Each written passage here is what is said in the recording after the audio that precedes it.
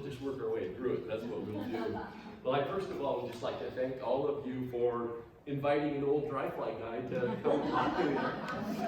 And that 50-year thing that you were talking about, really it's about 60 now. Oh, So, yeah. Update your website. That's exactly right. I better get on that. I'd also like to introduce my wife, Peach. She is she's a really big boss at Dry Fly Innovations. When Peach speaks, the rest of us do this thing, and we follow orders as best as we can. So anyway, to know a little bit about me, of course, my name is Nate Brumley, and in the world of fly fishing, I might be known as what is called a dry flyaholic. I guess that's what I am. I am hopelessly and helplessly addicted to the rise of a trout. And holy cow, I've been at this for a really long time. I started dry fly fishing when I was about 8 years old, as best as I can remember. I started tying dry flies when I was in junior high. And for over 60 years now, I have fished a dry fly independently. And in that time period, I have never sunk a nymph, and I have never pulled a streamer in my lifetime. Wow. The only thing that I have ever done is fish with a dry fly. And there becomes a thing, if you look over the title of our book, it's called Addicted to the Rise. That could name me like so perfectly. To me, fly fishing is all about that one contact where you just see that big old son of a gun right there, right at the hook. Open up his great big old mouth, and you're just looking square at him when he does it. If I didn't have that connection to fly fishing, then I probably just would not fly fish at all. And the idea of sinking something where I couldn't see that big old fish come up there and eat, then I definitely would not do any type of fly fishing at all. So anyway, I'm a purist, yes I am, but I'm not one of those purists maybe that you met in your lifetime that had this snooty nose and they thought they were somebody special. Well, I'm not that guy. It's just that when I was born and raised in a small town up in Whitebird, Idaho, I'm a native Idahoan. Well, I was born and raised there, and heck, I didn't even know that there was such a thing as a nymph until I was over 20 years old. When you live that far back in the sticks, you're not connected to the rest of the world. So I didn't know. So I started with a dry fly, and I just became accustomed to the idea that if a fish were going to eat my hook, then son of a gun, he's going to have to come up there and eat that son of a gun. So anyway, in our term as Dry Fly Innovations, we just have the greatest of experiences across the country. We meet some of the coolest people on earth, and we deal with all of their pleasures. It's just such a wonderful thing. And the one thing I would say about the family of fly fishermen, whether we're sitting here tonight or it's someone that's living somewhere else, there's just something really special about fly fishing. And you know, when I got to a point when I retired from my real job, I had been doing this fly fishing all my life. I've been tying all my life. And I had a lot of secrets. I never told anybody anything. The only people that ever knew anything about what I did with a dry fly were my sons. It was a secretive thing. And you know, there becomes a point in there when you get pretty good at something, and you get to thinking to yourself that, gosh, I would sure hate to die with all the knowledge that I have right up here that I could share with someone that could make them have those very similar experiences as me. And gosh darn it, that's what fly fishing is all about. That's the reason when I'm on the river, I help everyone that I can to experience the same types of pleasure that I just had the great experience in my lifetime. So anyway, that tells you a little bit about who I am, what I do. In the process, we have written a couple of pretty cutting-edge books.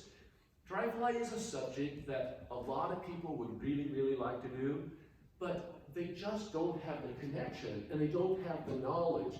And when you first started fishing, remember how it was that you were instructed that when you went out to the river, if there were no rising fish, then there was never ever a need for a dry fly. And the real fact of the matter is, those fish out there in the river, whether they're rising or not, if you serve them the right dry fly, they're gonna come right square up out of holding water and they're gonna eat right in front of you, just as easily as they did when they were rising. There's a lot of misconceptions about dry fly fishing, it's just that simple. But my experience with Stillwater goes back a really, really long time. My mother, when I was 2 years old, carried me to Fish Lake in the Gospel Hump Country. She pecked me on a little belly pack at 2 years old. So I've been visiting Stillwater and have loved it my whole lifetime. And there's a lot of misconceptions in Stillwater about dry fly too. Most of the time when we show up to Stillwater, we want to tie on a big old fat leech, or we want to tie on a damsel nymph, or we want to sink something because we just think that maybe that might be the most successful way to fish a lake. Well, I'll tell you, there's a lot of great dry fly experiences that happen on a lake just exactly as equally as what they happen on a stream somewhere. And I've always just found, especially the higher elevation, I was looking at that beautiful picture of that fish at Louis Lake. Oh gosh, I have fished Louis Lake. I love that little spot because the fish are really challenging and there's some pretty darn big fish there too. So, but anyway, I just have a long history of fishing lakes. And as we gave presentations across the country, I kept running into this audience that kept telling me that, hey, no one ever does a dry fly presentation on a lake. And they're kind of sort of right. There isn't anyone that does much for dry fly on a lake. So anyway, we created this presentation to help people in some way or another when you reach Stillwater. There's a lot of great options on a dry fly, and I'd just like to kind of open the door to some of those options and help you to maybe have some really, really fun success on a lake without having to sink something down there below the water where you don't get to see that big old guy come up and eat your dry fly. So anyway, our presentation tonight, we're going to cover about 5 subjects tonight. I'm going to try to start to help you get basically geared to fish a lake. It is a little complex when you fish lakes because of the nature of the water that you're fishing. There is no moving water, and the idea of drifting a fly to anything, that just really just doesn't happen. All activity that's made at the surface of the water on a lake is the way that you manipulate the line to make your bug come alive.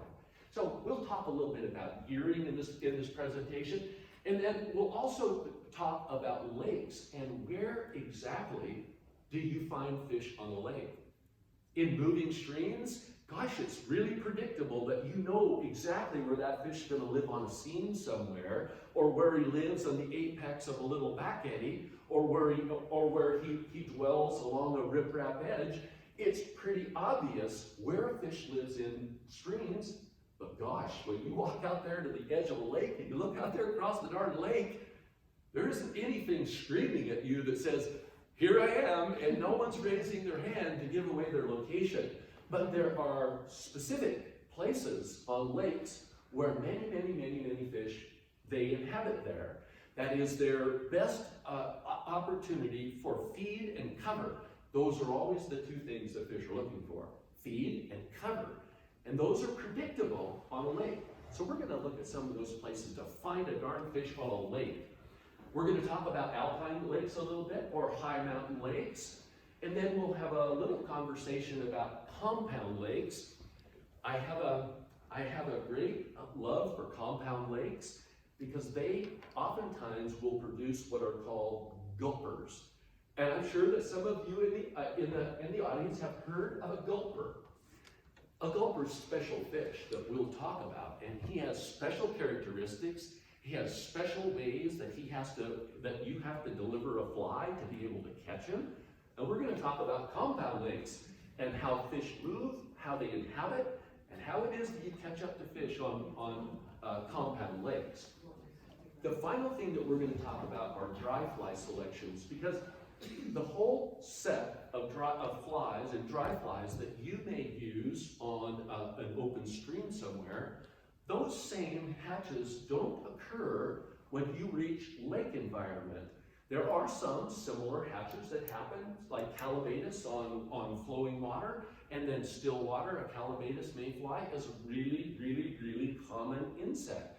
But overall, the insects are different when you reach lake level, and you kind of have to tune in then to what the new fly hatches are in that environment. So let's go ahead and talk a little bit about gearing. And gearing always starts with a rod because lakes are demanding. You could have a target on a lake that could be no further than me in the back of the room or even closer. But then you could have a target out there on the end of a 70-foot cast that you got to put a fly on that son of a gun too. One of the requirements on a rod that you will always be looking for is whatever rod it is that you select to fish a lake, you want the rod in your inventory that's going to be able to project the longest cast that you can possibly make, because the parameters in the distance where you may have to serve a fish can vary greatly on a lake. And most of the time, you don't have the opportunity to just jump in the water and then wade a little bit closer, because the lake just drops off to 6 feet right underneath you. So you don't have the ability to wade in position. And of course, if you use a boat, that is a problem too on lakes. Skittish fish see those boats at long distances, and that puts a lot of fish down. It's not easy to get close to fish on a lake when you fish a dry fly. It's just that simple. So when you're dealing with the rod of choice, always make sure it is the rod that you have the capability of the longest cast that you can make. I personally use a 4-weight rod on a lake. Sometimes you would, if you were fishing for much larger fish, you would want to go up in size in the lake or in the rod to a 5x to a 5-weight. But for a lake, there's no current that fish can use in the fight, so his power is reduced.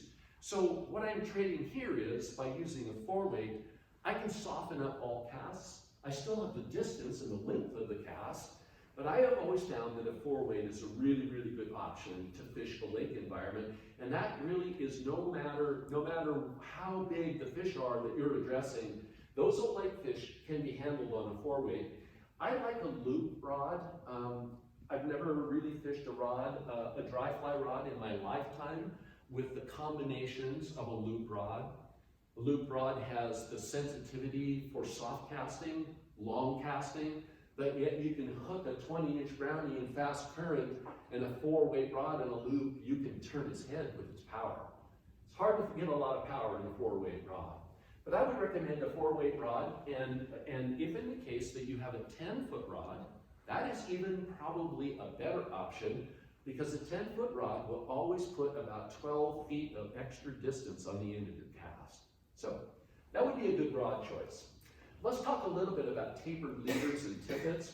And whenever you talk about tapered leaders and tippets, I think we always underestimate the capabilities of tapered leaders and tippets. A lot of us just look at tapered leaders and tippets and we just say to ourselves, well, that's just an old piece of nylon that just connects my fly to my dry fly line. Well, these tapered leaders and tippets, I require much, much more out of my tapered leaders and tippets. I require that it provides an element of stealth in all fishing that I do. On the lake, I'll use a tapered leader that will be somewhere in the length of about 18 to 19 feet long. Now, if you think about that just a little bit, you're all thinking in your mind, well, holy cow, how in the world are you going to turn that much leader over? Well, there's a real secret to dry fly. You don't fish against the wind in dry fly. What you do is always take the wind at whatever direction it is, and then plan and execute all of your fishing to where you're casting downwind or quarter angling against the wind, but always with a little bit of push from the wind. The rig that I use, and I'll break it down to where it is precisely what that rig actually looks like when that fly is tied on the end. All tapered leaders that I use are all based on a 4X tapered leader at 7½ feet, okay? Now that's not very much tapered leader or tippet, but a 4X 7½ foot tapered leader. On the end of that, I'm going to come right in on the end of that 7.5 foot leader, and I'm going to tie in about 3.5 to 4 feet of 4X tippet to the end of that. Now what I've done is I've extended a 7.5 foot tapered leader to an 11 foot tapered leader is what I've done. Now on the end of that, in most cases, you're fishing what would be called a hatch bug on most lakes. And the size of that bug is going to fall somewhere in the size, somewhere from about a size 22 up to about a size 12. All of those sizes of hooks can be fished on 5X tippet. So on the end of all of that, I'm going to tie in a piece of 5X tippet that is a minimum of 6 to 7 feet long. Now what I've done is I've jacked that baby up now to where I'm at about 18 feet on that tapered leader. There is a reason behind the idea of using 7.5 foot tapered leaders. And this is a very, very important concept, and it will catch you more fish in your lifetime if you stay within its parameters. Notice the fact that a 7.5 foot tapered leader, it only has about 2.5 feet of heavy line at the start of the tapered leader. Everything else next down the fine line. Now think about the rig that I have on there. It's an 18-foot rig, and there's only 2.5 feet of that is line that a fish can see.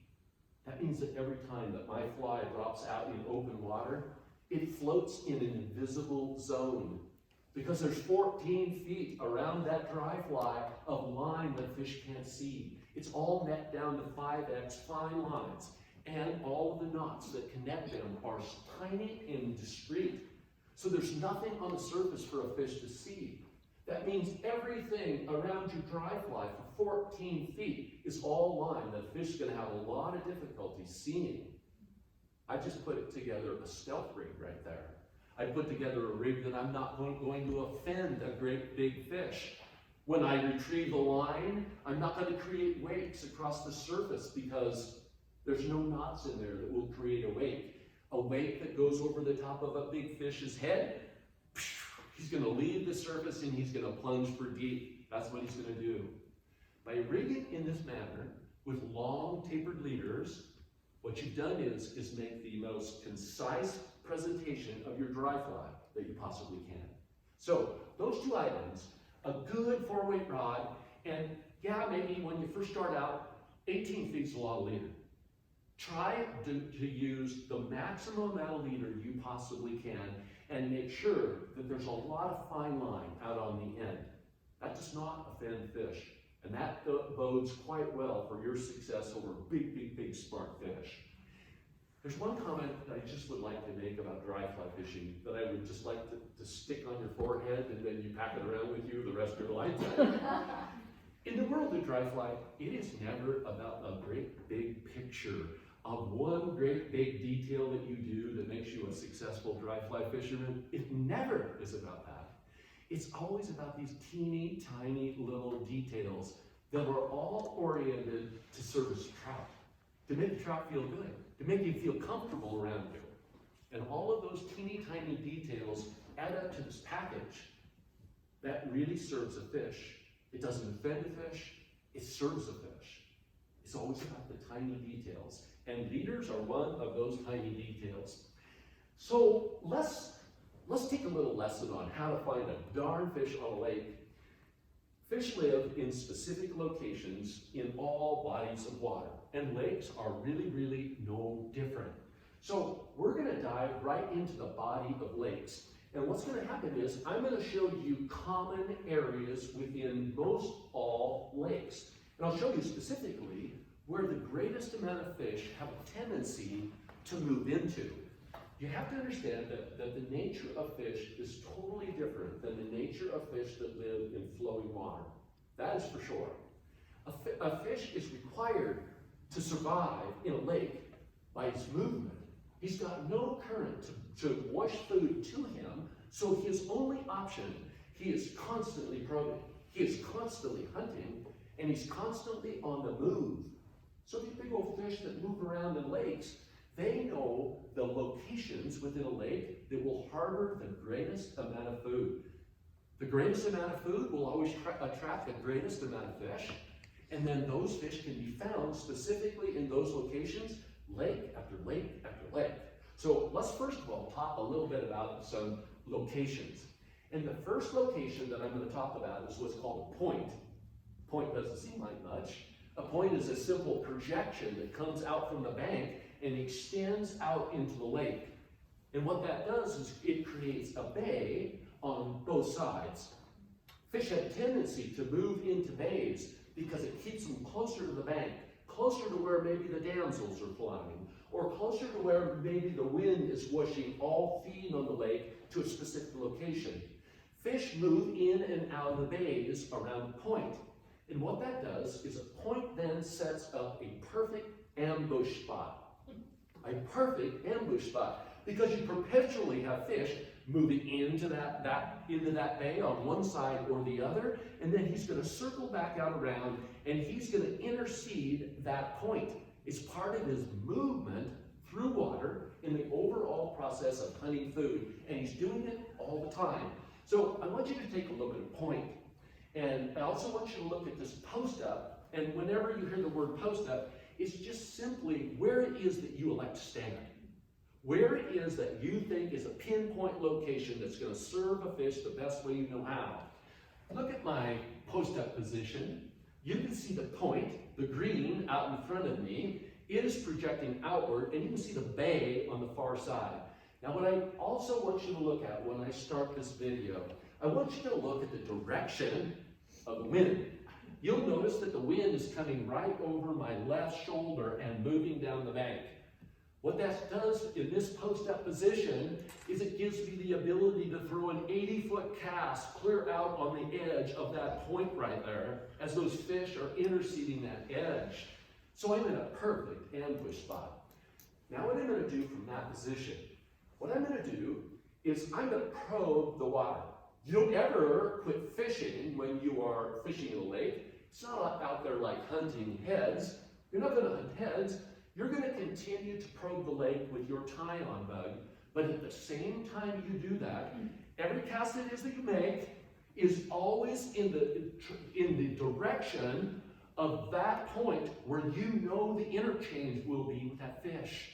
So I'm casting all the time, but the second I see a fish rise, then I can target him precisely on that point. Now, when I start the footage, you're going to look just off of this point out about 20 feet. Instantly you're going to see a fish rise right there. He's the key. He's got my direction, and you'll see the cast being made to that particular rise. So let's go ahead and okay, you can see the direction the water's moving. The fish, you just saw him rise out to the left of the point. I'm in a position now to where I can use that wind perfectly to direct that cast exactly into that interceding point where that fish is coming around that point. Now, you'll see the retrieve. Notice how it's just a very short tug pull as I'm bringing that fish in. But you can see where the fish interceded the point. You can see the exact location for the ambush point, and then boom. Now here's another fish that's moving out around the point. And by setting up in these positions, you have just turned the tables on the fish. You've put every advantage to you against a guy that's coming around the point that you're downwind to. You've ambushed him. That's the perfect location. So, So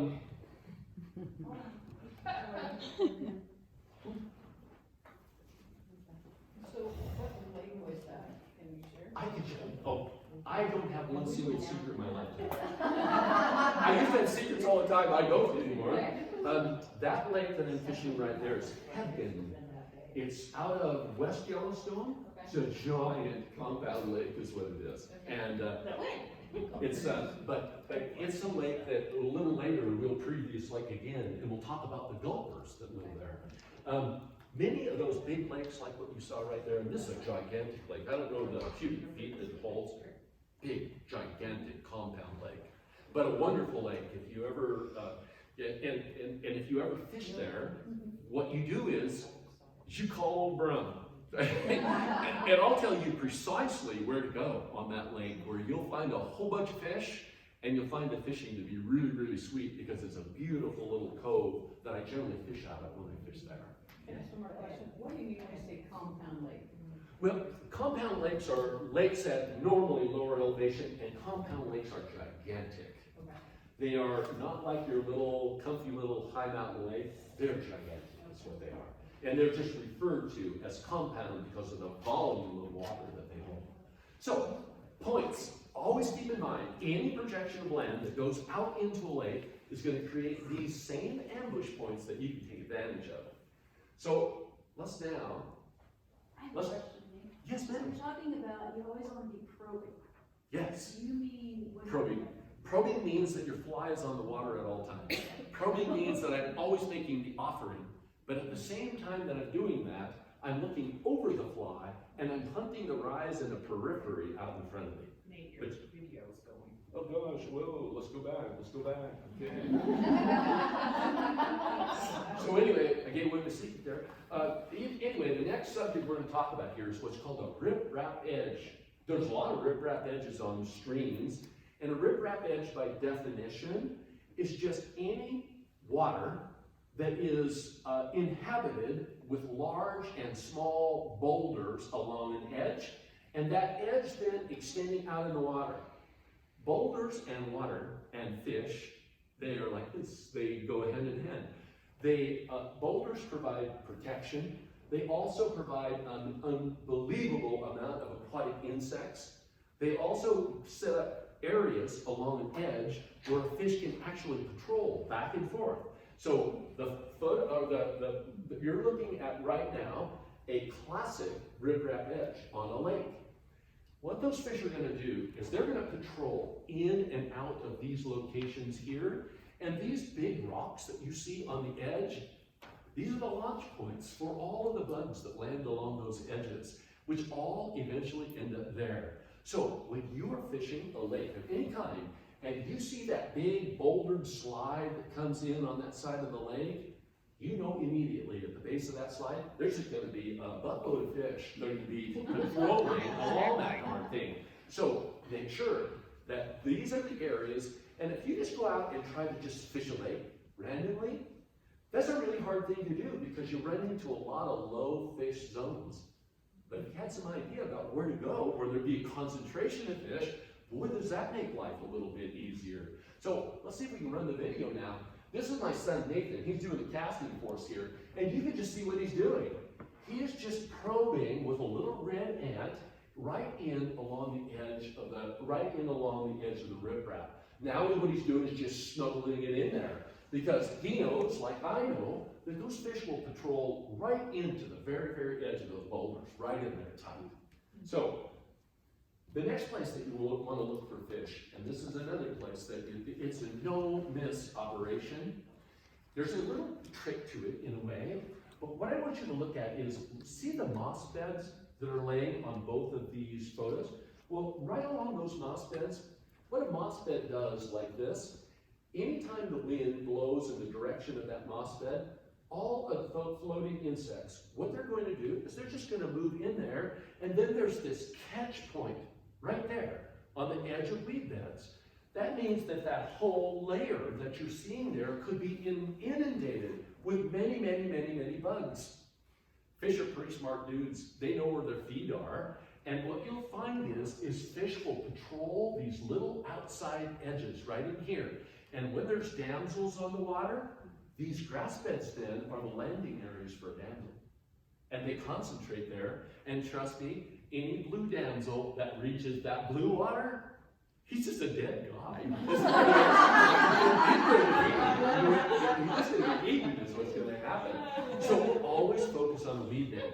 And the best way to do this is, I fish out of a float tube part of the time. I wade part of the time in lakes. High mountain lakes, most of the time I don't pack, I don't pack my U-boat, 12 miles into Baldy. I don't do that. So anyway, focus on those little locations with weed beds. That'll hook you a whole bunch of fish. Transition lines. Transition lines, by definition, and it's much easier if I show it to you this way. And I'll tell you the story a little bit, but my sons were sitting on a big boulder right here, and they got the they had the video camera running on me, and I tell you, my children need a spanking often. In the background, I'm hearing this thing, well, there's old chicken legs out there. I didn't pay attention to it, I was focused on the fish. So, a transition line basically is exactly where I'm standing. I used this photo just to show myself off, but no, not really. But I'm standing right on the transition line. A transition line is anything that goes from shallow to deep in a lake. What fish do is they use a transition line. They use it to patrol. What it does, it keeps them in guidance as they move around the lake. And then what they can do is they can slip up on this shallow water. They can take advantage of that feed that gets in here really, really close to the bank. And then it's not very far away that they can just plunge out over that edge and be totally comfortable in deep water immediately. So these transition lines are really, really, really hot zones for fish, and especially when they drop off like this one does, because what it does, it makes a road. It makes a roadway for a fish. Everything is guided right in along that transition line. So let's take a look at a transition line here. As soon as I start this, you're going to see a fish rise almost straight out from me. So keep an eye on that fish rise. You see him rise right there. Now, I pick that up out of the corner of my eye, and then basically I'm shooting the fly just exactly into where that fish is. The other thing about transition lines, it gives you that opportunity. It gives you that opportunity to move away from the brush wall, and you have now got yourself a backcast. So that transition line can be used to increase the distances that you need for your backcast to get that shot out there like what you really need. So let's look at another one here, undercover and brush. If you're on any high mountain lake that you ever fished in your lifetime, you're going to come to that lake and almost 90% of the time there will be a side of the lake that has a riprap edge where the boulders have come in. There will be another side of the lake where it is all perimetered by brush walls. And you would think to yourself, gosh, I kind of sort of want to stay away from those brush walls because they eat up a lot of flies. But the brush walls, you have to keep in mind, are also the harborer of all of those insects, like ants. And when a caddis moves off the water, that's where he hides, in the brush walls. And all of those insects are in those brush walls. Let me give you a classic example here of a perfect brush wall on a lake. Notice the structure. And the key structure to this is all of the overhanging limbs that you're looking at there. And then notice how the brush along the edge, notice how it creeps right out to where it's dangling right out over the water. My golly, that's perfect. Because all of those ants that get a poof of wind that goes across the branch, and all of a sudden, boom, he's in the water, and the fish know just exactly where that food is going to enter. So let's take a look at a nice little brushy edge here. And you can see what I'm doing with the line here. All I'm doing is just working in and out along this edge line. And in many cases, when you're fishing a high mountain lake, you cast a little bit less in high mountain lakes than you do on any other lake environment. You'll notice this fish right here. He's patrolling in under the grass wall, and now he's coming out to eat a fly. So you notice the direction of the cast here, right in underneath the tree wall right there. Those are the locations where fish they won't stay there all the time. But what they do is they get under those brush walls, and then what they'll do is they'll just work back and forth like this, because time is in their favor, and the more time spent in zones where feed is going to fall, that's where they'll just spend an enormous amount of time. So if you know where he is, then you know just about where to put that old fly. So now let's talk a bit about mountain lakes. We've been talking a little bit about them anyway. But like I say, I have a long history of fishing mountain lakes. I have fished now every single lake not every single lake, but every single lake mountain range, with one exception of the lake in northern Idaho. That would be oh gosh, I've forgotten the name of it. That's what happens when you get to be 68, you start losing it. But anyway, I have fished every single high mountain lake drainage in the state of Idaho except for one, and that's in northern Idaho. That doesn't mean I fish all the lakes in those drainages, but I've visited every single drainage of lakes in the state of Idaho. That'll tell you about the passion of the high mountain lakes in which that I fish. So anyway, the thing about high mountain lakes is that you have to understand there are some strategies that go along with high mountain lakes. Many of the high mountain lakes you'll run into, they're not gigantic lakes. They're just little bitty potholes in there, and there's not a single fish that lives in one of those lakes that doesn't make at least 2 or 3 circumferences around the lake in a day. Now, if you know that a fish is on the move, which he has to be, and you know that he's going to eventually come by you, then why expose yourself out there to crystal clear water where a fish can see you? Many times what you're doing is you're hiding out. You're ambushing them again. It's dirty. It's dirty. But you do it because what you can do is you can pull in under the shade of a tree and you get to pick your casting lane. So you have an open area behind you. You position, and then what you do is you very, very, very patiently wait for the patrol to come cruising by.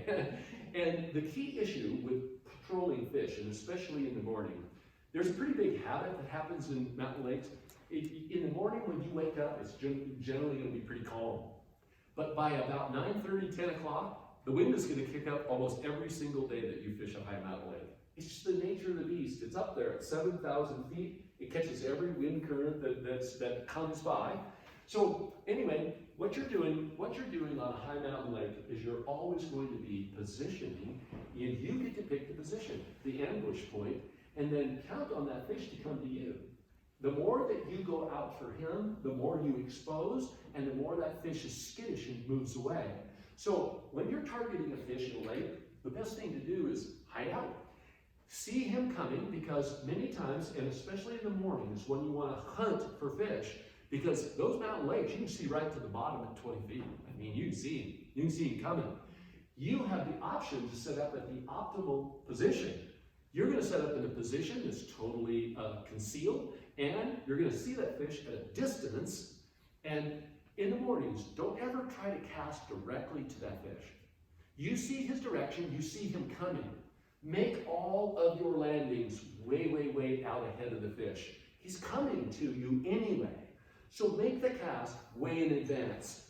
That fish, somewhere within about 5 to 6, 7 feet, you're going to start, when he gets in that close, you're going to then begin to move the fly just a little bit. And the second that you pick up the pace on the fly, what's going to happen is the fish will pick up the movement. Then he'll focus right on it, and it's just one of the coolest things, because you see the moment that he sees the fly. And what he'll do is he'll see that fly out ahead, and what he does is he kicks his tail. It's a beautiful thing. He's just patrolling at this point, but he sees that fly, and then he kicks his tail, and he drives his body right toward that fly, and you just see him coming. I mean, sometimes he's 15 feet away. He's 15 feet away from the fly, and you just see him coming.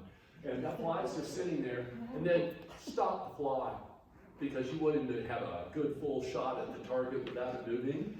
You can move it in advance of the fish showing, but don't move it when the fish is coming, because he's going to eat that son of a bitch. So basically what you're going to do, you see the fish out ahead, you're going to make the cast out in front of the trajectory of the fish.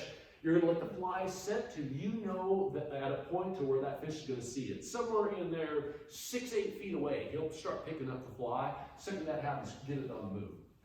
What he'll do is pick up the movement, and then there's this beautiful acceleration that the fish will just coast right into eating your fly.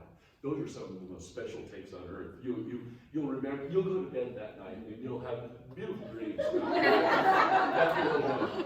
So anyway, yes ma'am. So I'm trying to envision this.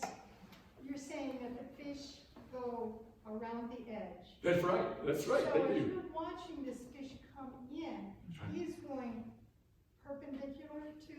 In essence, they come from both directions. They can come from both directions. See, you're posted up in a hideout in an ambush location, and what those fish are doing is patrolling both directions around you. They're perpendicular. That's right. And what you're, edge. that's right. They're perpendicular to the edge, and you're spotting that fish in the best view zone that you have. And then you're just hunting. Whether it's right or left. That's right, right or left. And then what you're going to do when you see him coming, Don't try to cast to his nose on a slick surface, because they pick up the landing of that fly no matter how soft you do it. There's many high mountain lakes where the fish just don't care, and they're a little bit dingy. They haven't dealt with enough fishermen yet, but you're going to run into a lot of high mountain lakes that has some fishermen over them, and they can be a smart crew too. So don't ever underestimate a fish in high mountain lake. That's what I tell you. So anyway, let's go fish high mountain lake a little bit. This is my son again, and you can see precisely what we're doing here. We're using all of the principles that we just talked about. We're using all of those little transition lines. Notice where my cast is here. It's out around that great big boulder where I know that fish is coming. Here again, we're right back in that little riprap edge. Those locations that I was telling you before, you can see us just going right back to that again, because we know that those fish are living there. You can see a really nice little cutty come up and eat right here. And notice the location. Right where that shallow water is dropping off into deep, you can just see, and here's a sneaky little way to catch a fish too, when you can use a lot of cover to keep from that fish from seeing you, and many times you're just dappling the fly over the edge. Here what I'm doing is I'm just using the same principles. I know that those fish are working against these rock lines, and that's precisely then where I'm putting that fly to hook those fish. So let's talk a little bit about large compound lakes, and we already know what that is by definition, but now again, we've got a whole different creature that lives in a compound lake. This is where the gulpers live, and I don't know precisely what makes a fish pick up the characteristics of a gulper. You have to understand what he's doing. He is normally a big fish. These compound lakes hold a lot of really big fish. And what this fish is doing, he has dedicated his whole lifetime to chasing food. That's all he does. He's no homeboy. He's not going to stay in one location. That same fish that you see go by you on a point, he could be clear down in the next bay 1.5 miles away. He's not a home guy. He's on the move perpetually. And not only is he on the move, he's on the move at high speed. The intercepting of a gulper is one of the most exciting fishing events in your lifetime. Here's what it's like. You got these fish, they're moving fast, and they're eating as they're coming by you. That's how you recognize them. They're on the move, they're in a hatch, and they're eating as they're coming by you. They're coming by you at high speed. If you're on a river, you snuggle a nice little cast right up to the nose of the fish, maybe hitting out front about 18 inches, or if he's in a fast riffle, you land the fly maybe 2.5 feet ahead of his nose. When you fish for a gulper, you're 10 feet out ahead of him to try to intercept him at his speed. And there's these beautiful challenges. You have to see the fish, and the thing that you have to know from the fish, you have to know his trajectory. You have to know precisely where he's going, what direction he's going, because your cast to intercept that fish is all going to be based on trajectory of where that fish is going. And here's the target. The target is moving this way, and what I've got to do is I've got to land a fly 10 feet out ahead of him. By the time that I made a back cast and landed that 10 feet out ahead of him, he's already 5 feet closer to where that fly has landed. Now, think about a fish at high speed. He may have an 18-inch feed window. He's not really moving very much side to side. He's going a little bit in a straight line. He may only have about 18-inch window that he sees his food. He won't accept it outside of those parameters. You start to get the picture here? You have got to put a fly on a moving fish at high speed, guess his trajectory, and land that fish and land that fly in an 18-inch space out ahead. I like to call it the most exciting 3 seconds in all sport. Think about it. You've landed that fly out ahead of that fish. You know he's coming. The thing you don't know is my fly in that 18-inch window? Did he see the fly? Is he going to like the fly if he sees it? So all these questions going through your mind, and then all of a sudden that big old sucker just comes right up and just eats that thing. And one thing about setting a hook, When you set a hook at a fish, whichever direction a fish eats your hook, set the hook in the opposite direction. Landing fish is not really about landing fish. Successfully landing fish means you gave a fish a good hook set. And if a fish eats this direction, you're going to set the hook this way. Whichever direction he eats, you're going to set the hook the opposite direction. You can guide a dry fly to where it reaches the fibrous edge we call the hinge. A good hook set will always put the hook right there in the hinge. You can make that happen a large percentage of the time, and the reason you can is because if the fish eats going this way, that means when I set the hook against him, it slides through his mouth and the catch point is there, because my line led it there, and that hook set then puts it in the hinge. When you get the hook, and I don't care what the size of the hook is, I fish a lot of small flies, way down there on the B26s and stuff. But when you get a hook stuck in that hinge right there, you're going to land the fish, no matter what. Good hook sets land fish. There's no other, by setting that hook will always be the reason why you lose or net that particular fish. Anyway, let's talk a little bit about now. Well, let me first of all, these large compound lakes. Now, when I start this, you're going to see a really lot of gulpers surfacing. You're going to get an idea of how it is that they move. You're going to see me make mistakes here, like big time. because if you don't know which direction that the fish is going, then it becomes a guess at that point, then wouldn't it be? And a guess. And you also have to keep in mind, you really get one good clean shot at a gulper. Your first cast, if it doesn't score, by you having to pull that line back in and then get re-engaged on that fish, boy, the odds just start tapering down like this of you being able to hook that fish. That first cast, if you do that first cast in there, that's the one that you want to hit the pay dirt on that particular fish. So anyway, let's take a look at some gulpers. Right off the bat, you can see them. You can see those projections coming out of the water. Those are dorsal fins. And you can just see how those fish are moving. Now, there's a fish that did a stationary rise, but you could just see the direction in which they're moving. You see that fish right there, the big dorsal fin coming up? Now, what you try to do, and you can see just exactly what I'm doing, I'm trying to lay that dry fly line out perfectly out ahead of those fish. Now here, I make a terrible mistake. I think the fish is going left, but no, he's going right. So oftentimes it's really difficult to see that trajectory. Now I got the trajectory. So when you're trying to hit this gulper, you just have to keep in mind that the casts are always different in targeting than any other type of fish it is that you would chase.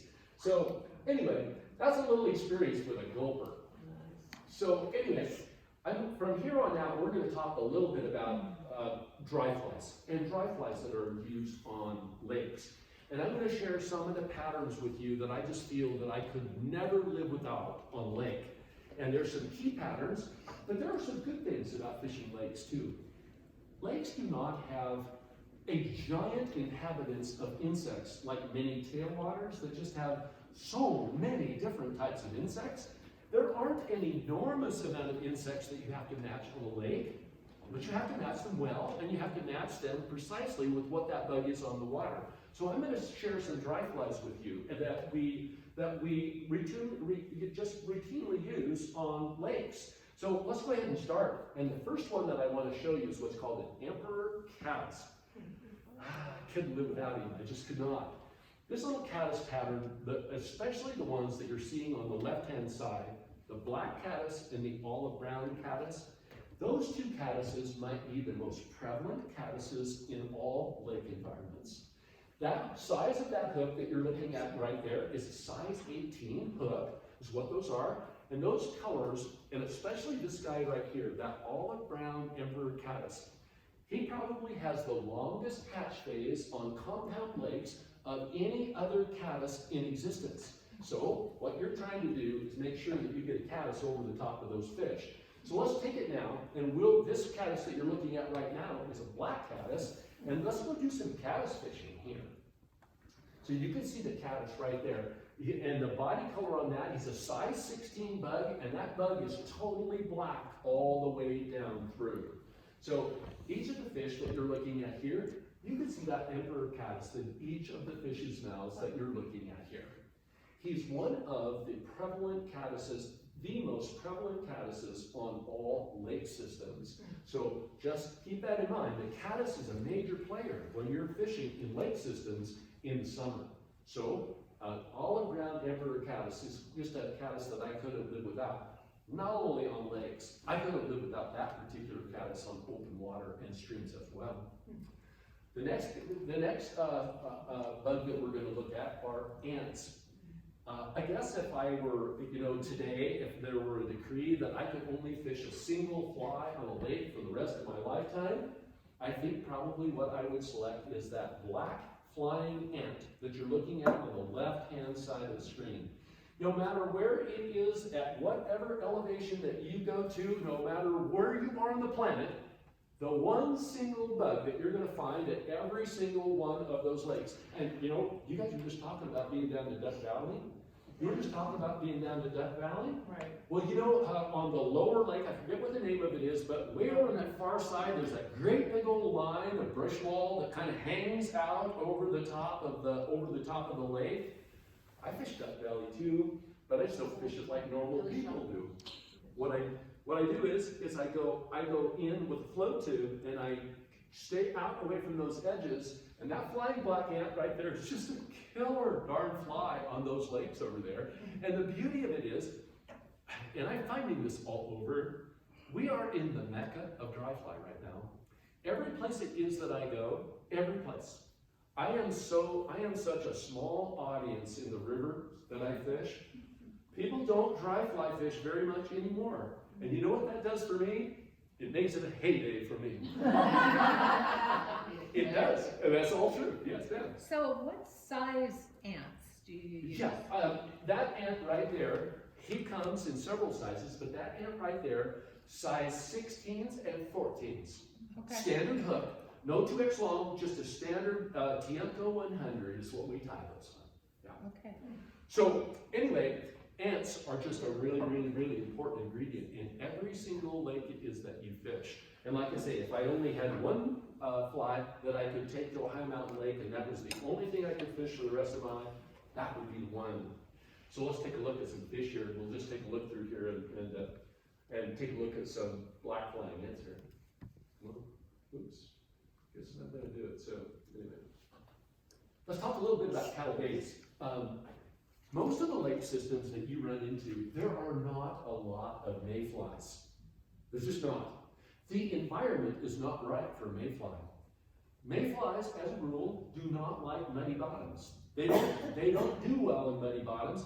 They need a scoured surface of gravel to be able to do their hatch phase.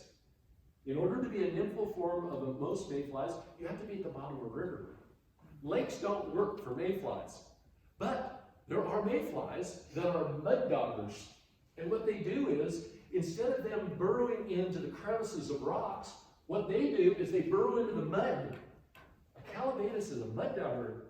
And what that does is it makes him the natural mayfly and the most predominant mayfly of all mayflies on a lake environment. It's just that simple. That's him. He is the #1 mayfly on all lakes. And the key to fishing any type of mayfly, whether it be on a river or a lake, is I'm showing you on the screen all of the hatch phases of what that mayfly actually looks like. If you look at that fly upper left-hand corner, that is a little cripple, or he's referred to as what we would call a hatcher. That is a nymph that has swum from the bottom. He's released from his mud dwelling. He's come up to the surface of the water. He has suspended slightly underneath the water to crack through the meniscus. And when he cracks through, you can see him. He's little more than a floating nymph at that moment with a small nodule on his back. That nodule is a winged nodule, and that will eventually be that great big old beautiful sailboat wing of a mayfly. But that's what it looks like before it grows. It's all crumpled up in that little ball down in there. So that is him when he reaches the surface. That is him when he's an adult. This is him in a different, larger pattern as an adult, and this is him as a spinner. Many times in a lake, you don't know for sure which ones of those hatch phases that fish is really going to settle on. So it's always, when you fish a lake, you must carry all of the hatch phases of that Callibaetis fly. And you should carry it in 2 sizes. Many lakes that you'll fish, the standard size of a Callibaetis will be more like an 18. But then you'll plop into like the little lakes over toward Hagerman, and if you fish those little pothole lakes over there, holy cow, you'll get Callibaetis that are way up there on a 16 or a 14. So you should always pack your Callibaetis in 2 sizes to be consistent.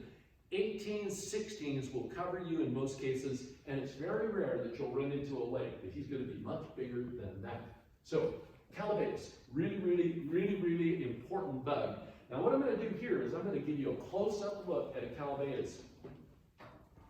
You'll see him coming. He's coming. There's Callibaetis. That's him. That's him. And he is a really important bug. Very important bug to the environment of a lake, because what he does is he provides the one single mayfly that has the greatest hatches on any lake, any place, anywhere. So let's move on. Small bugs.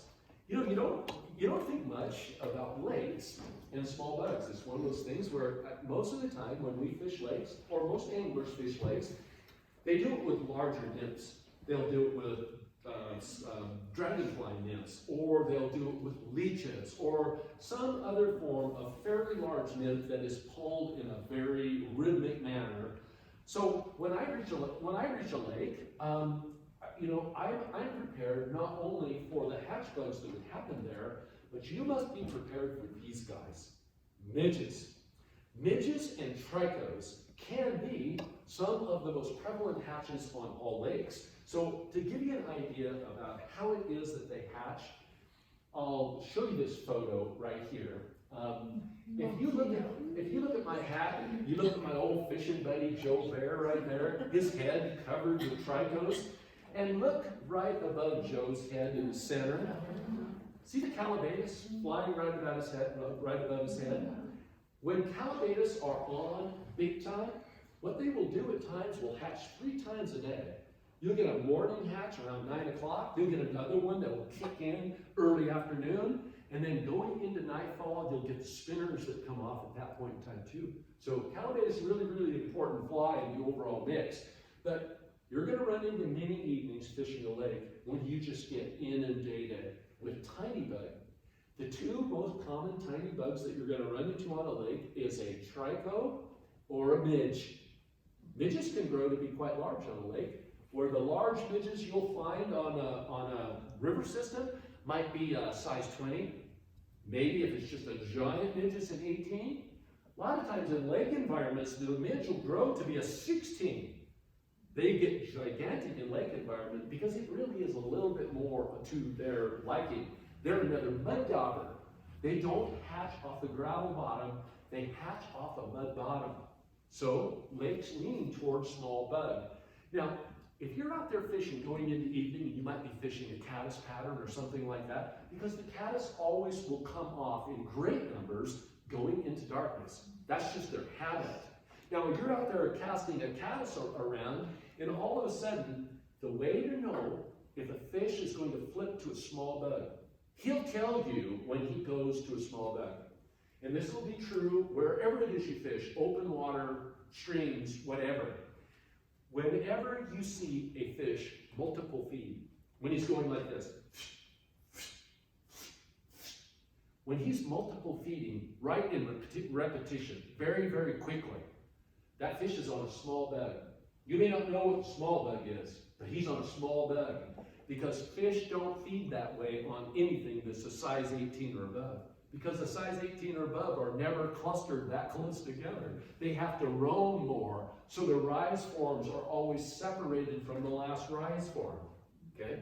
But when you see a fish moving very slowly and also moving in erratic directions, and he's eating like this perpetually, you know immediately he's on a small bug. Then all they have to know is just what that small bug is. And it's normally not hard to know when they're all over you, just like this. They're yelling at you, they're telling you. So, anyway, the next bug let's talk about, and you can't, I mean, in midsummer, when you reach August, you just cannot go to any lake environment unless you have damsels. And these are adult damsels. These are not the nymphs. These are adult damsels. And the blue and the olive are both very, very important. But what you'll find in most environments, the most predominant of all dragonflies will always be blue. There's going to be some various different colors, but we only tie one dragonfly at the company, and it's blue, because the predominant color of a damsel is blue. So anyway, he's really, really important, but there's a specific way that you fish a damsel. When you're fishing any kind of lake environment that has shallow inlets that grow rivergrass or riverweed up, the damsels are always going to attract to weed level that goes above the surface. That's where they rest. It is also where they mate. It's also where they lay eggs. It's also where they do all of their business. And any business of a damsel is a business of a big fish. It's just the nature of the beast. They're going to find them. And we were looking at video from Hebden Lake. Those big old fish are classic about just going in like a bowl in a china closet and just ripping into the weed beds and doing this. Just doing this side to side and knocking those damsels loose from those edges. And trust me, when the damsel season is in full bloom, you cannot keep a fish off the hook on a damsel. It's just that simple. If he hits open water, he's going to be eaten, and he's going to be eaten in a heartbeat. So here's an interesting photo. It gives you the very variance of the way I fish and the way other people do. That is a damsel nymph that's sitting on the cheek of that fly. That happens to be my blue damsel in the right place, right in the hinge, right there in the side of his mouth. So anyway, damsel's just a really, really important bug to that environment. Yes, ma'am? Why would we not color it green? I mean, you said blue's the only color you tie. Why would we not color it green? You know, the reason that we do it is it's a bit of a difficult tie, and we only are going to carry one of those two. And what we find is that blue is the most predominant damsel that the fish will eat, and you're not gonna have any issue with them refusing a blue damsel and eating an olive brown damsel, because the olive damsels are almost always in shorter supply of the blue. Blue is just the most common color out there. Yes, ma'am. So let's talk a little bit about tantalizers too. A tantalizer is a pattern that we tie, and it imitates. Basically what it imitates is a nymph that has swam to the surface, broken through the meniscus, and this fly now is sitting on the surface, half in, half out. There's a certain way that you approach any fly that you see that's a cripple. The first thing that you want to do with your floatant is put floatant on that little shuck that comes out the nose. Put a little bit of floatant on the wing of this fly. And then what you want to do with your other hand is moisten your fingers, get a little saliva on there, run it right down the tail of the fly, and make sure it's moistened. When you make the delivery, what's going to happen? It's going to land on the water. The back end, or the front end of the head and thorax, is going to sit above the surface of the water. The tail of the fly is going to dip down, or it's going to float slightly below the surface of the water. That means that you have perfectly postured that bug right there for a big fish. He grows to know exactly what the posturing of these bugs are as well. And by using floatant, you can make this posturing of these bugs exactly the way that bug is hatching at the surface of the water. That's just a little trick cripples that you need to do all the time. Never let a cripple's tail go unwetted. That's just the rule of thumb on a cripple. Because in order for him to be in perfect posture, he's got to get down below the surface of the water and stand. And just like I told you earlier in this presentation, dry fly is never about the big pictures. It's about putting saliva on the tail. Tiny things that are meaningful to a great big fish. I mean, you can put too much float on, can't you? I mean, You can, but floating, you always keep in mind, whether it's a paste or a solution, you always want to control the amount of floatant that you use. Very small amounts of floatant is all you ever need. Don't overdo it, because what it does, it clogs up the fibers on your hackle, on your CDC, on all of the flies that you fish. And when you start clogging up all of the materials on fly, what it does is it takes away from its floatability, because you plug the fibers that are actually floating the fly. So let's take a look at some patterns that we're using very, very close to. And you can see all of these are all Calabatus tantalizers. Every single one of these, when fish start eating this particular pattern, it looks pretty ugly in the side of the head of a fish, but looking at it on the water, it is a perfect fly for a fish, because it's got this little bit of a crippled look. And the one thing about a fly that has a muted wing that is not developed, one fish knows, like all fish know, that fly cannot fly. It's not developed a wing. That makes him vulnerable. That means when the fish comes to the surface, he doesn't have to worry about that thing flying away, because the fish is going to come right up there and suck him right off the surface, because he can't fly and he can't run. He's just a hopeless, helpless, done dude that sits in the water. That's who he is. So let's talk a little bit about wind flies, because there's a really, really bad thing that happens on lakes on almost every day it is you fish. The darn wind blows. It's just the way it is. Wind is going to blow in a lake environment, and you just got to get used to it. But you also have to have a strategy for it. You also have to have an idea how to lick the wind.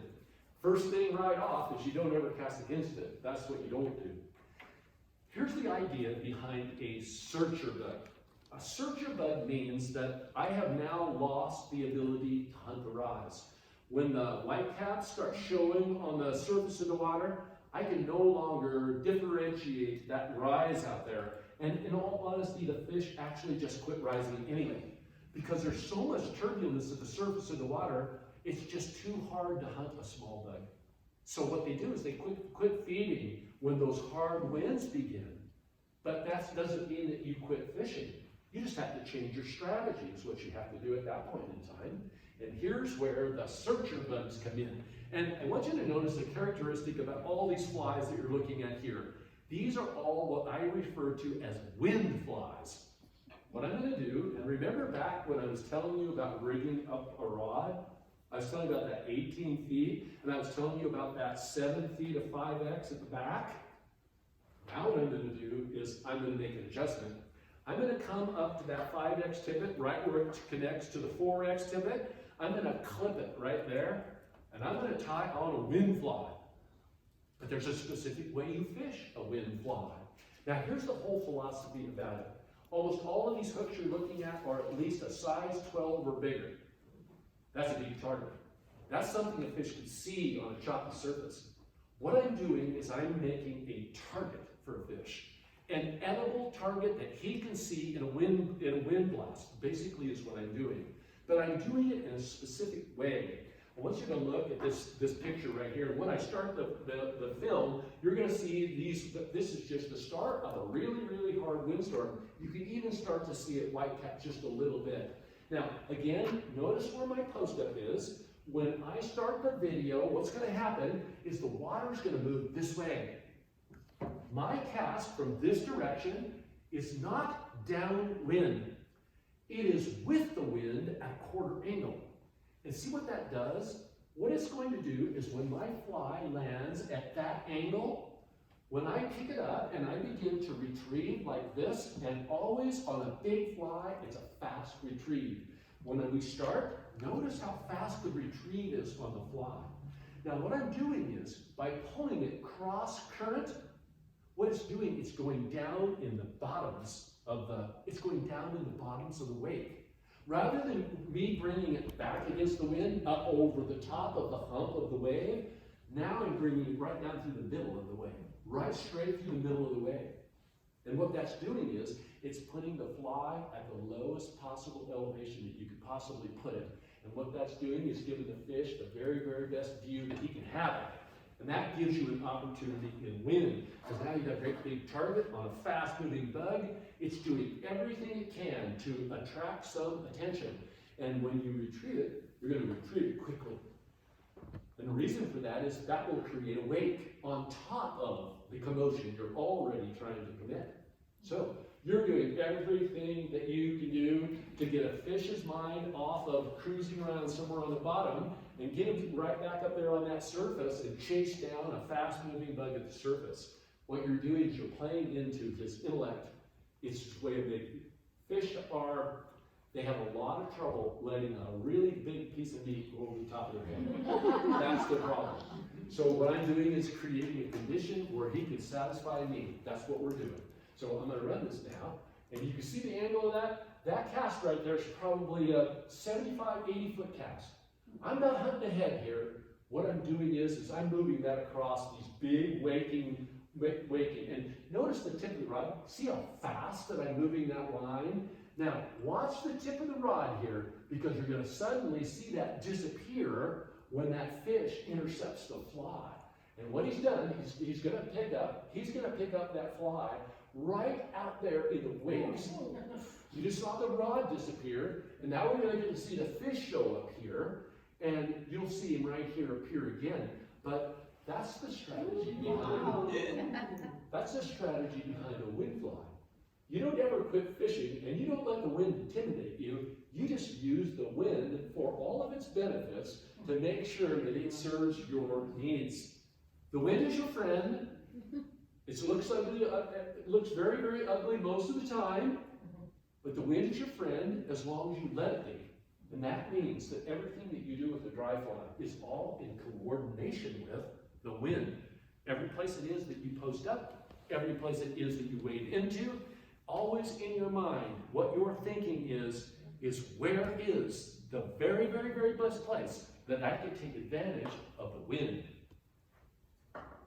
So these are just examples of big wind flies. Notice that every fish that you've seen on the screen, every single fish has a big fly in his mouth. So you get the benefit of throwing something that you can see and the fish can see too. And that's really, really important in the wind. What size is that? Most of those sizes would be anywhere from a 10 on a 2X long hook all the way up to a 6 or a 4 sometimes. Yeah, I mean, you're bombing is what you're doing. Yeah. So the last strategy we're going to talk about, and I've even covered it a little bit as we've gone, but it's about searcher fishing a lake. There is a strategy behind that. And the idea is that you just want to keep your fly on the water at all times. Whether you're casting it to a rise or casting it out to holding water, you want your fly on the water all the time. And what you're doing is you're not really kind of sort of looking at the fly. What you're doing is looking over the fly and then using your peripheral vision. And the more it is, I will tell you this, the more it is that you dry fly fish, the wider that your periphery will become. Right now, at my point in life, in a dry fly, if Peach were a rising fish and I were looking this way, I'd see her. That's the way it would be. I can see the break at all angles that are in front of me. So I'm going to trust my eyes. I'm going to let the fly keep on fishing. I'm going to look over the fly. And I'm going to be searching all of the waters beyond that fly for that rising fish. Because he's really what I want to target. But in the interim, you're going to have a searching fly constantly moving on the surface of the water. And what that's going to do is bring fish up there. So when I lake fish, I calculate that somewhere around 40% of the fish that I catch on a lake are caught without the service of a rise. I'm not casting to his rise. He's coming blindly to an offering on the surface of the water. So you're catching fish both ways, but the key is keeping your fly in the water and then always hunting that rise in the periphery. And what that does is gives you the two opportunities. The chance to hook him blindly, and then the chance to serve something, boom, right to the end of his nose. This chart that you're looking at is a chart that doesn't have anything to do with Stillwater. It's a chart that is going to probably screw up your mind just a little bit about what it is that you're supposed to think. A lot of people in their mind, they think that It takes a great big old fly to hook a great big old fish. For the last 4 years, what we've done is every fish, every 20-inch fish in a calendar year that was put in a net, only the ones that I caught, not my son or not anyone else, just me. All of the fish, 20-inch fish or larger that I caught, are all photoed. They're in our blogs. So in essence, what we do at the end of every year, we count the 20-inch fish, and then we take photos of the fly in the fish's mouth, so we know precisely what that fish was caught on. We know the size of the hook that fish was caught on. We have run this study for 4 years now, and the study is just consistent as all get out. So let's take a look at the chart, and I'll just kind of explain it just a little bit. In the calendar year of 2021, I fished a total of 114 days. That was the total amount of days I fished in that calendar year. In that calendar year, I caught 130 fish that were 20 inches or bigger. I don't mean this to be boastful, but I do need to tell you this so I can explain to you what these statistics really mean. So I caught 130 fish that were 20 inches long. Now on the left-hand column, you'll see hook sizes that we refer to as big hooks. On the right side, you'll see what we refer to as small hooks. A 12 through a 4 is a large hook on a dry fly. A size 26 through a 14 is really not a very large hook, even up to a 14. But now start looking at the statistics. In the calendar year 2021, there were 32 20-inch fish caught on a big bug. If you look over in this column, 98 20-inch fish were caught on what we refer to as small bugs. So what these charts are telling us that we don't have the concept right. It's not big flies that catch big fish.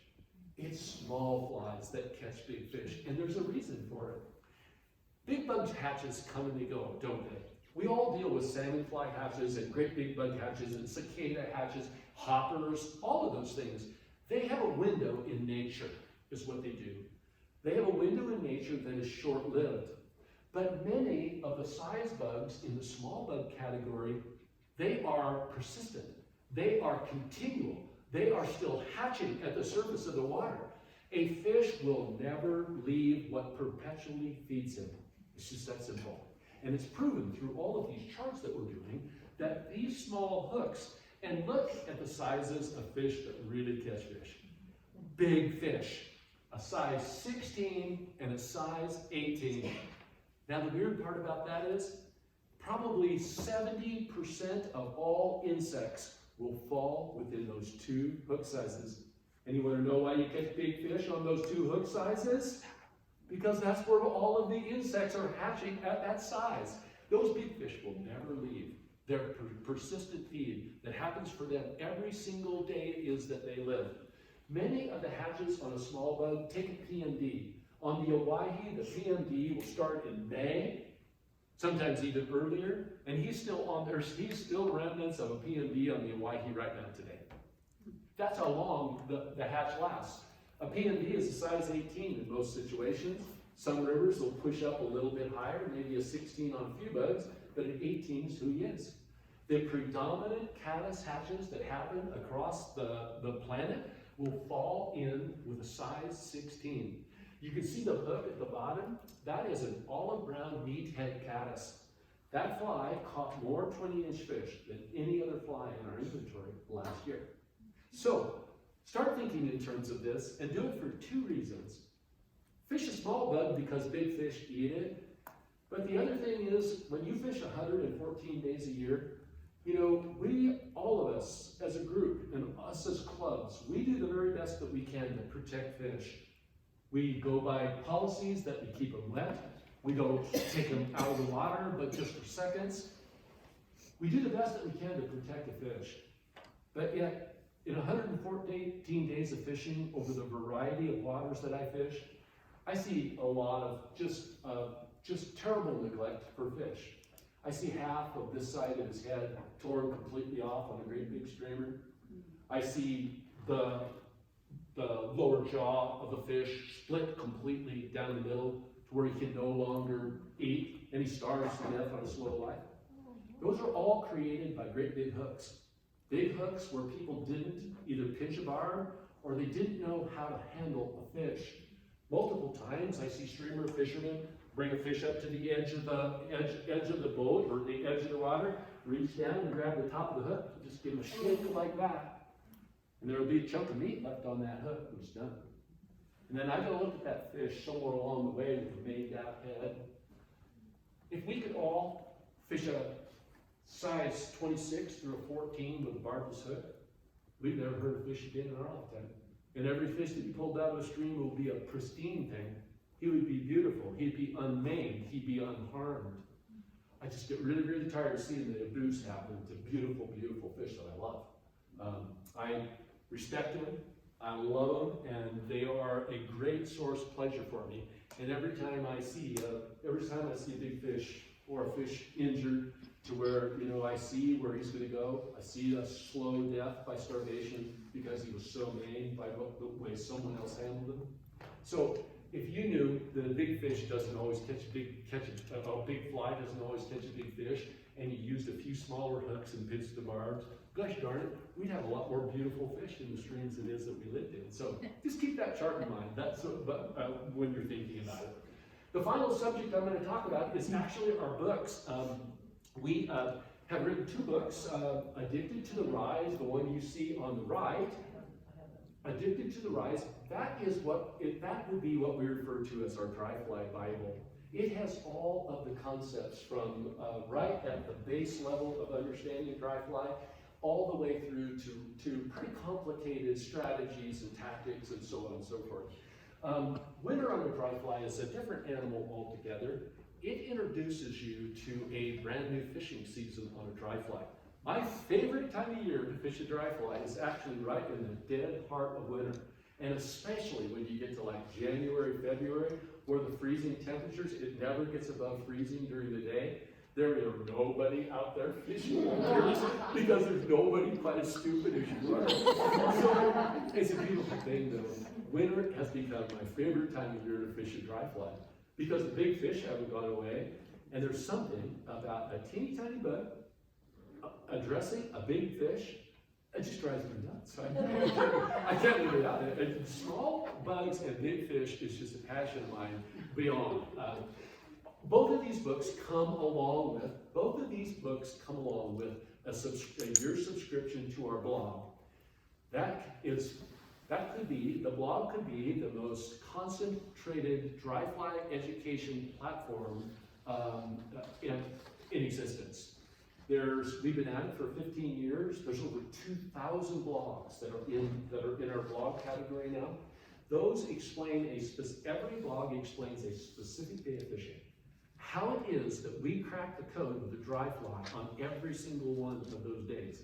Many of the blogs are in great detail. We just don't write down that we caught these fish on these flies. We explain to you how it is that we fooled these fish on these flies. And we go into depth about how it is that we set up and how it is that we post up and how it is that we treat these big fish so you can get close to them. So you get a free blog. Along with both of the books, there's a 90-minute DVD that goes along with them. And what it does is it highlights the concepts that we think are most important for you to know, and then we put it into video. With Addicted to the Rise, we stream you the 90-minute DVD. And with a winner, we have a cartridge or a disc that we have in the side of the sleeve on the side. So there is DVDs that go along with them as well. For club members right now, until the end of the month, we just appreciate what you guys do. Clubs are a very, very valuable thing to our profession. And anytime that we deal with clubs, we're going to give you a discount on our educational information because we hope that maybe if we can provide that for you, it'll up your game on fishing the dry fly. So anyway, there's a 20% discount on these books until the end of the month. And on this screen that you're looking at here, I forgot something. This is a little pack. It's a late pack of dry flies or dry fly innovations. So if you like fish and you'd like to take an experience in fishing a dry fly, those are the 10 top dry flies it is that we fish on the lake. The final screen that you're looking at here is a I was having trouble with this one, UR code, or tell me URL code, something like that. So anyway, if you take a photo of this, you can just go to the website, you're gonna get a 20% discount. And if you'd like, we have brought some books along, and should you wish to have a book, by golly, we're available. That kind of concludes my presentation, but I do want to thank you guys again. You've always sort of been one of my favorite groups to give a presentation to, because I'm just not looking at a whole bunch of dudes out there. So, thank you so much. I would be glad to answer, any questions it is that you might have. Yes, Dan. So you just cleared up something, because the whole time I've ever fished, I've always been told, do not let your top knot go through the baby eye. Because if the fish takes it and runs, it'll break your eye off. And you just put that, you just gotta tie a good knot. That's right. That's a really good point you're making right there. But keep in mind, I do a special nail knot to my dry fly line. Most of the time, if you go into the fly shop and they do a nail knot for you, they'll do 12 to 14 turns on that nail knot, which creates a big old bulky knot. When I do a nail knot attaching my dry fly or my tapered leader to my dry fly line, what I do is a real concise 5-turn nail knot and then do the cinch. And what that does, it makes a teeny, teeny, tiny little knot. It's not going to create wake at the surface and spook a fish. And it will slide through those eyes, where it'll just go deep, deep, deep, deep. It'll slide right through there, and you'll never have a problem with breaking eyes, So no ever. loop to loop. What's that again? No loop to loop connection. That's right. I use no loop to loop. And every time I see someone else do it, I cringe. Because that loop to loop that you're putting together, I know it's easy. But keep this in mind. There's a strategy and there's an idea about dry fly fishing that says this.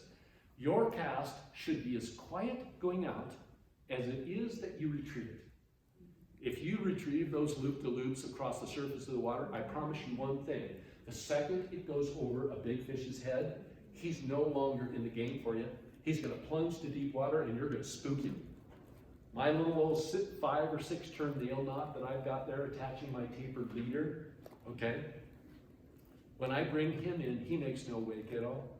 There's no wake at the surface of the water. So I need the idea that I have to be as quiet going out as I am bringing it in. So where do you learn how to do a nail knot? Well, you don't want me to teach it, that's for sure. I do a handheld nail knot, and I don't know why in the world that I ever started doing that, but I did. I do a hand turn nail knot, and probably the reason I only do 4 or 5 turns on it, yeah, I want it to be a very small, concise knot. But probably the other reason is I can't hold any more loops in my fingers than about 5 or 6, and then I can't hold them. But my loop knots are my nail knots are always tied by hand. But you're much better off to learn how to do it with a nail or some form of device that ties a nail knot. Yeah. But So I can look on YouTube how to tell. On YouTube. there's lots of tools that do. Yeah. What's your favorite knot to tie on the fly to your 4 or 5X? Yes. Well, let's just do all the knots. We've already done the nail knot at the top. There's one thing I want to mention to you though. When you first tie on a 7.5-foot tapered leader, you've already clipped off the loop, and you've already clipped off the loop on your dry fly line. Now you tied in that 5 or 6 turn nail knot, you cinched it in. Now, that 7.5-foot tapered leader, most of the time, because of those splices that I do out at the end, I can oftentimes get about 3 weeks out of a tapered leader because I'm never touching the 7.5-foot portion of it. All I'm doing is reinforcing it with those joining lines. So at the top, it's a nail knot. And then keep in mind that when I wear out that 7.5-foot tapered leader that's attached to my dry fly line, I'm going to go right in and at 20 inches, I'm going to clip the tapered leader. Now what I have, instead of the tapered leader, I have what's called a butt piece. The butt piece now, I'm going to take out a new tapered leader, 4X. I'm going to trim off the loop. I'm going to do a 2-turn surgeon's knot, and I'm going to cinch that baby down tight. And what that does with 2 turns rather than 3, now what you got is a nice, clean, little, very indiscreet knot that doesn't make wakes and follows all of the responsibilities of creating stealth at the surface of the wire. Now down at the end, when I attach 4X to 5X, always do 3 turns on fine line, because fine line does not have the holding pressure of those big knots coming together. So when you do fine line, 4X to 5X, 5X to 6X, do 3 turns on your surgeon's knot, pull it to the figure 8, make sure that you moisten it before you close it down, okay?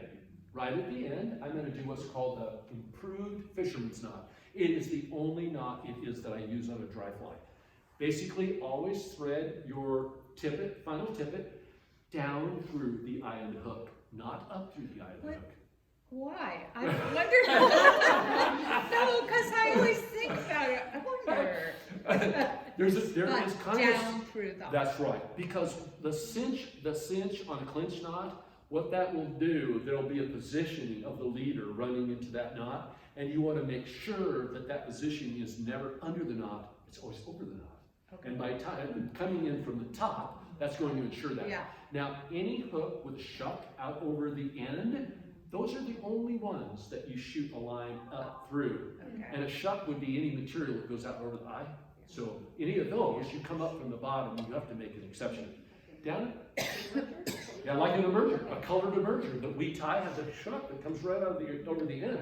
And you have to thread that puppy, boom, right up underneath the middle. You can't even shoot it down through the top. So anyway, at the end of all of this mess that you've created, now what you're going to do is a 5 or 6 turn fisherman's knot, improved fisherman's knot. And what that is, it's 5 or 6 turns, and you're turning. When I do it, it's always weird. Everybody's got their own method of turn, but there's a tag end. That tag end, I'm going to bring it through the bottom loop. I'm going to go up over the top of that loop and then back through. Okay? When I set that knot down, I don't fail in a knot. Period. Whether any knot in that operation, that's a failure I don't make. And that clinch knot that you make on that turn over, through the hole, over and back through, that thing will never let you down. But there is one rule: after you land 3 to 4 big fish, clip your knot and retie it, because that son of a gun's gonna bust on you the next big guy you have. So Yes, they will. they will. So, and you know what always happens? You're in the heat of the moment. You got rising fish. You just gotta get that fly back out there. Take the time to retie your knot. It's that simple. Or you lose your fly by catching So I've been reading recently some literature that suggests the improved clinch is really not necessary. Just a regular clinch is just as strong. I would beg to disagree with that terribly. Because 1 run, 5 turns and 1 run through that hole, I can't even tell you the amount of fishermen that I've sat in my little office over at our shop and gone through those knots. And the reason why the conversation happened is that they were using a 1 shot through and a clinch. Okay. So I sit down with those people, and I don't have that problem, but I have a lot of fishermen that do. And then we sit down together, and I show them how to do an improved fisherman's knot. And then I'll get a report back that, gosh, I never had that problem again in my lifetime. But that is built to slip, it's what it is. And most of the time what you want to do when you tie off a knot at the hook, you want a little bit of tag to come off that hook, but you don't want that to be very long. And the shorter that the tag is, the easier that son of a gun is to slip and pull through the eye. Yes. Thanks. Have we done all the damage we can do? Yeah. Thank you. Thank you.